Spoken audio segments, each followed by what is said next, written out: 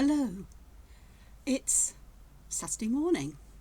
It's the 26th of June 2021. It looks like we've had some rain overnight, even though it's getting to be quite warm today. I suspect with the cloud cover and the warmth it's going to get a bit humid and sticky, but we'll see. I'm awake. It's nearly 9 o'clock in the morning here in the UK, and I thought I'd start today's video with a quick flick through of the sketchbook I'm working on, including work that you've seen and finished, just to give you an insight. This is one succulent drawing I did for the course I'm doing on Domestica, not sponsored by the way, not paid for any product, I'm just mentioning it out of interest, which is by an artist called Lapse, and it's to do with watercolour sketching of plants, botanicals. And we start with succulents, a pen drawing followed by adding watercolour, then coloured pencils and other details with gel pens and so on. And my drawing I thought was lovely.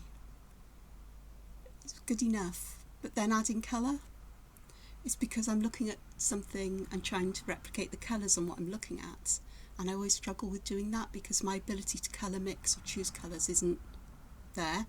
I think what I need to remember to do is to write a note here is to focus on shadow highlights in the mid-tones and not worry too much about whether the colours are identical or close to what the actual plant was, because I think we all see colour in a slightly different way anyway. But there's perhaps some feeling of volume and dimension there. I gave up on the stalk. Well, I wanted to go back to it. This is a page that you've seen, which is my crazy insects. Started adding colour to them. This one I did with Derwent drawing pencils, which are soft, more vintagey tones, and I thought, I'll give those a go. I'm not fussed. This is watercolour, the Mugello Mission Golds, and this isn't watercolour paper, but it worked quite nicely, and it's not showing up on the screen quite as well as it is to my eyes, but there's quite an orangey tone on the edge, fading up to a much lighter tone, and there's some watercolour effects as well up here, which surprised me. This is a sketchbook. It's sea white all media paper in it, which has got a size on it to make it more possible to work with some dampness without the page warping and so on too much. Which suits me for a sketchbook, because I'm not a watercolourist, I don't think. I think I'm going to have to accept this and work out how it works for me. But I have to keep talking about this. But this one and the little bit I've done here are Inktense pencils. And because I only have to use a very, very slightly damp brush to move the colour, it works nicely on this paper. And the advantage of Inktense over watercolour is that watercolour can shift and move if you add other layers. It depends on the paper you're using. On this paper it does, because it's not watercolour paper. But Inktense, once it dries, is permanent. So to add other colours and details or whatever else I want to do on the top, whether it's with watercolour or with more Inktense pencils, that base colour, that colour I've put down ain't going to shift. But I've stopped there for a moment. I also used a new pen to me drawing this. It was the Kuretake Bijoa, I think it is, pens. They're a kind of Fudenosuke pens like the Tombow. I bought them because they said they're waterproof, and they are. But then I wondered, I've always thought the Tombows weren't waterproof. I've never tested them, the Tombow Fudenosukes. Turns out they are waterproof. Some butterflies, a request from somebody on YouTube left me a lovely comment, and I thought, right, okay, yeah. But basic shapes, just getting ideas down. This is something that I would use more for importing digitally and doing digital work with, or drawing them on a larger scale and working in a different way with them. But I had to try some colours, and again, that's Inktense. And I had fun around these eyes with inverting colours and shadows and so on. That's something I'd like to do as well. The next page, mushrooms. I love mushrooms, and there's so many crazy kinds of mushrooms out there. I can't take credit for all of these. They inspired by some pictures I'd saved in Pinterest and so on. But my purpose of drawing these was to try out drawing with ballpoint pens. was I've seen a couple of videos on YouTube and I thought, oh, I wonder if. And of course they come in lovely colours and ballpoints are permanent. So I started with some ballpoints over here. They were tiny little Ink Joy pens from Papermate. Again, I'm not sponsored or paid or given any product in any way. I'm just mentioning that so we can be nice and clear about it. But they actually work quite nicely. I like this mushroom, this big one here. Not so keen on the colours at the top. But that purple works really nicely with it. It gives a different kind of feel and the colour becomes part of the design. And it's also useful for adding those shadows in places. So I tried adding shadows and so on. This one, when I added the Inktense, I thought, oh no, I've actually got rid of all of those lines, but they're very subtly in there still, aren't they? And I haven't done anything more. So these are all, another ballpoint pen one there. That's actually really quite cute, I like that. That was a very strange drawing and I really didn't get it the way I wanted it, but it is what it is. Then a lot of these two, this, these, and all of these over this way, I did with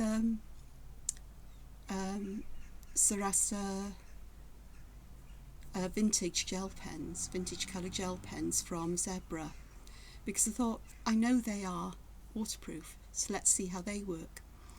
They're nice, but you can't get that change in intensity and thickness of pen like you can with ballpoints. They're very smooth. I can do it, you know, little bits here and then. If I move very quickly, you might get a slightly paler line. But they're more for me to experiment with colour, I think, going forward. And this one was the drawing that I showed in yesterday's video. I finished it off camera later on in the day and started to add some colour to it with Inktense. The light here isn't exactly wonderful, it's good enough. You know, sort of like moody and darker slightly. And this green looks nicer on camera, but here it just looks a bit too brighter green. And so it's a hooker's green if you're interested in Inktense pencils. But I need to work out a way to darken it down a bit. I want to go more bluey green, so I need to try some ideas out there. Not today though. And then the flowers, the centres of the flowers were done with golden yellow, which I really like. I applied most of the colour to the edge and faded it very slightly towards the centre. And then the damp brush I could use just to move all the colour towards the air, you know, starting from light moving towards dark, which was nice. Works better for getting gradations of colour. I've always done it from dark to light and got frustrated because I haven't got a dark enough colour. Worked it out finally. And then the colours on the flowers, the purple is mauve, the pinker is deep rose, and the slightly purple pink is thistle. And I chose colours that were very similar because I didn't want all the flowers to be the same. I wanted there to be variations so that they stand out one from another too, where they're layered or close to each other. But I quite like that. I have scanned this in. I did scan it before I started colouring, so I have a digital version of this to work with going forward. But with this one, I like the combination, the juxtaposition, I suppose is the word, of the very organic with some quite structural geometric arches, and then these organic, almost abstract swirly bits as well, because I have to have some swirly bits in, don't I? But I've used very few basic patterns in here. There's a flower, there's these nested arches, I've got spirally fronds, leaves, entangled muka-ish designs, and then my arches with just some really simple geometric patterns in. I like these. The fine to thick is brilliant to do with a flexible brush like a Fudenosuke, and the shape of it means that I get the rounded ends. I start thin and go thicker, so I pull the pen out and press harder to get that. I also added shading, and on the leaves I did as well, and it gives it more of a woodcut or lino cut kind of feel, or etched kind of feel, and that's what I'm going for really, is that kind of vintagey kind of feel. that one then, overnight on Thursday, I think it was, or, yes, yeah, I'd started drawing something that was quite mechanical because I couldn't sleep at night. I woke up hot and bothered, and so I sat drawing for a while. And then this one, this was the one you saw yesterday. There we go. See, I can't even do this. I started it and I basically did the centre with some of the swirls and these triangular bits, and I completed it, and there is literally just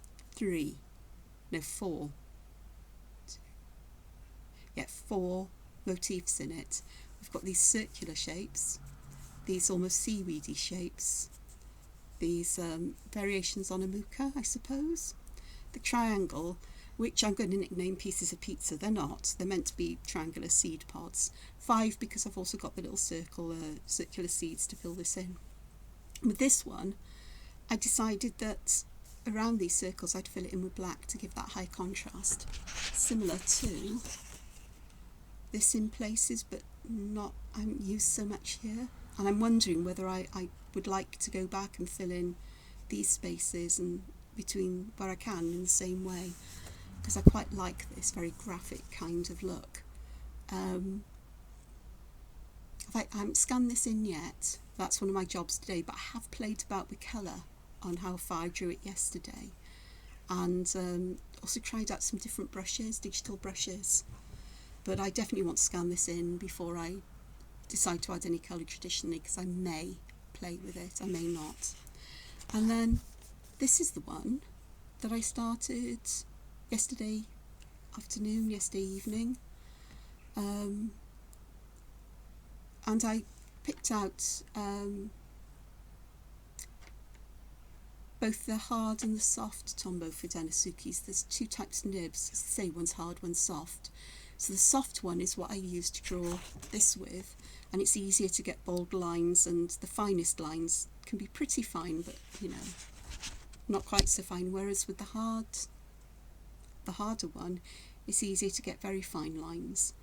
And I'm not quite sure where I'm going with this. I'm not too sure whether I'm happy with this, with these here, but I often get like that part way through. So I think I'll spend some time now adding to this, and I'll turn that bit into a time lapse. And I just hope you've enjoyed a quick look through my current sketchbook and what I've been up to in the past week particularly in here, but a little bit previously where I'd started on the succulents. So I'm just going to say thank you for watching so far. Hope you stick with me for the time lapse, and if you like what you see, then please consider subscribing to the channel and giving a like to the videos. It's not for my ego, really. No, it's not. It's just nice to know, I think, that I'm not talking to myself. But there are benefits to me talking to myself, it has to be said, but perhaps I'll talk about that in another video. So until then, I'll see you in a moment.